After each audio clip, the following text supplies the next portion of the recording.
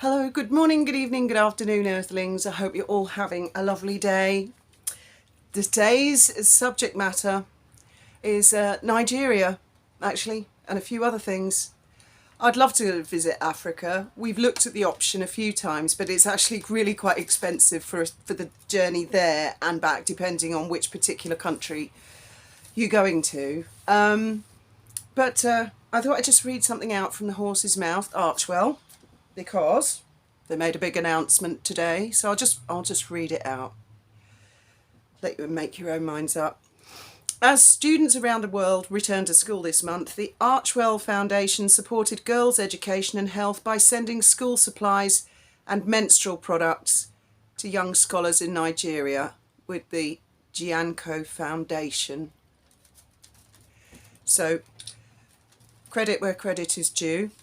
Well done, Archwell, for sending some tampons to Nigeria, Nigerian girls, scholars. I don't really need to comment any further than that. Actually, I bought a pencil because they're going back to school. I've got it here.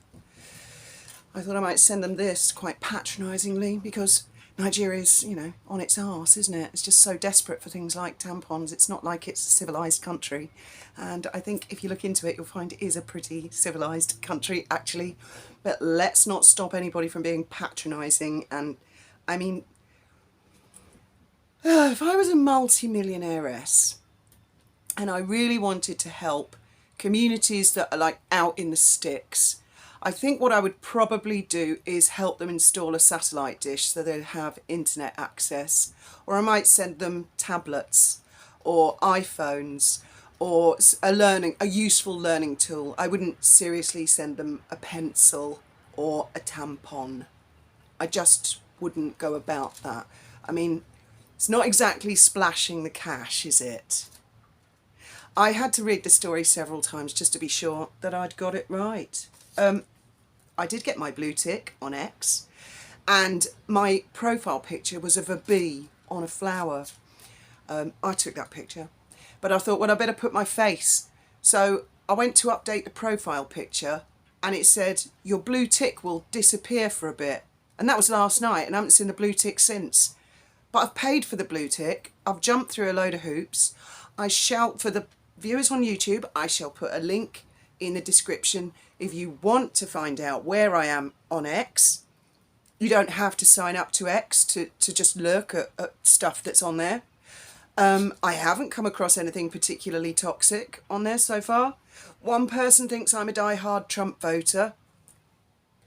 I don't live in America, so I can't vote for the Democrats or the Republicans. I don't understand American politics, so I wouldn't really comment one way or the other. But that's the only thing I've seen so far. Mostly people are just having a laugh and posting jokes and memes and stuff like that. And I really rather enjoy Elon's post. Oh yeah, I think that was their point, that if I give my coin to Elon, I automatically support Donald Trump or something like that. I don't know. Few people on the video yesterday, only one or two, the name Margaret Thatcher. Isn't it funny? She's like Marmite, isn't she? People either love Margaret Thatcher or, it triggers them. Good grief, the lady's been dead for quite a while.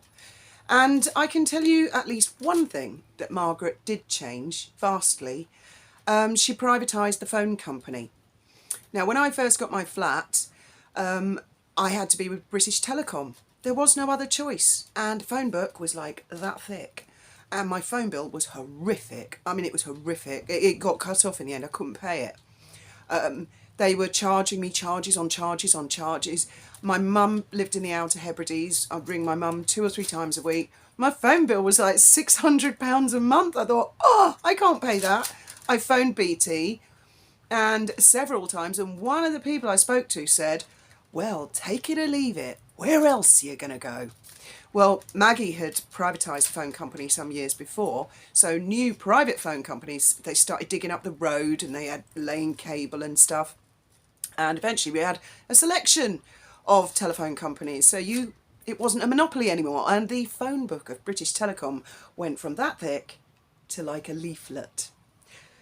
So that opened up the market. It crushed monopolies. And I was truly thankful for that. Somebody else said to me that they have to disagree completely about people being allowed to buy their council houses. I can't speak for council estates in other parts of the UK, but in Brighton we have a very well-known council estate, Molescombe Council Estate. My mother was Conservative County Councillor for Molescombe constituency.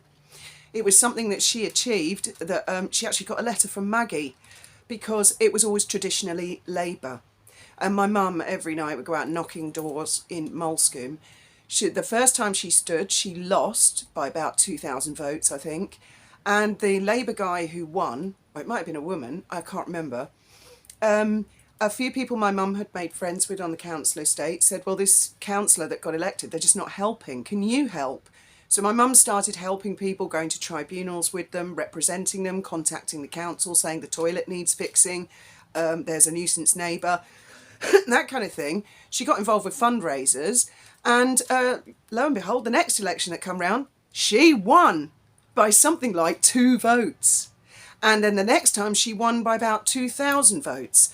And eventually they saw her as the Conservative Party saw her as a star.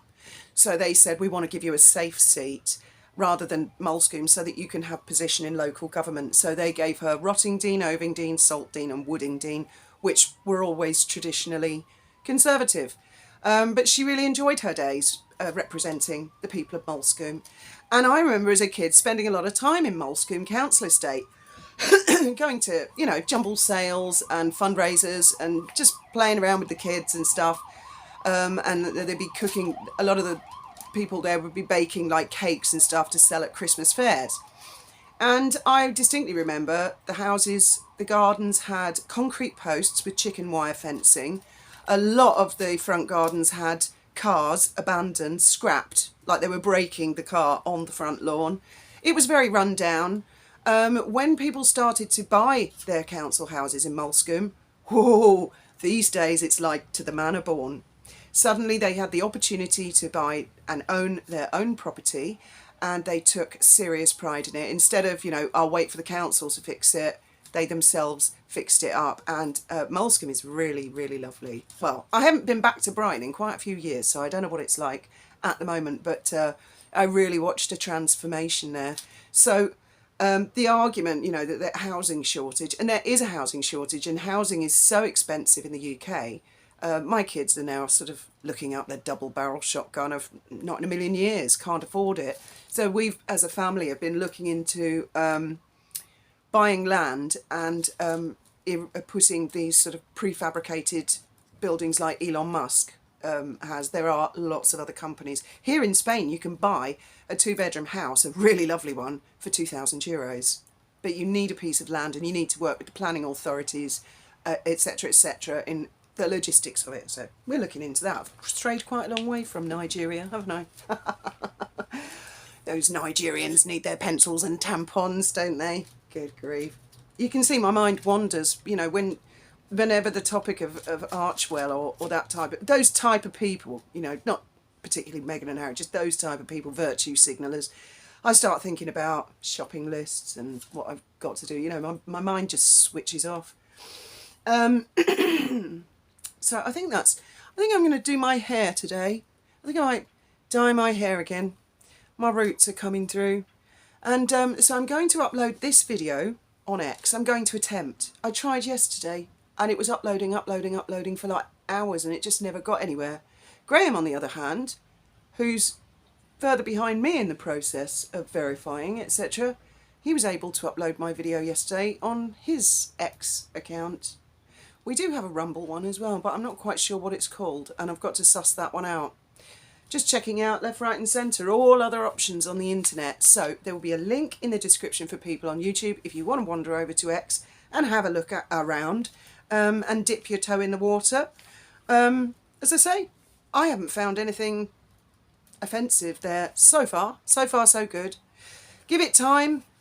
I was one of those who thought when Elon bought it, it would be fixed overnight. How naive I was. But these things take time.